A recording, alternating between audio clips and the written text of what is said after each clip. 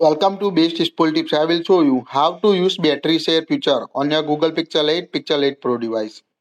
Open the app drawer on your device. Tap the settings app. Now tap on a battery. Here you can see battery share option. Tap on it.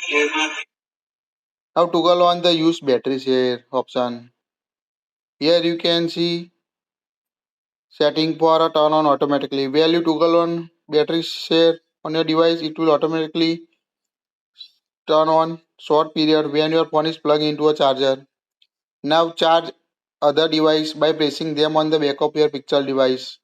Using this, you can also set when stop sharing battery when your Pixel device reach 10%, 15%, 20%. Select the percentage you want to set.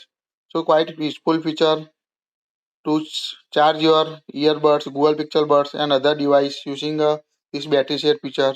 If battery is low in other device, just make sure to toggle on it to use a battery share feature on your Google Pixel device. That's it.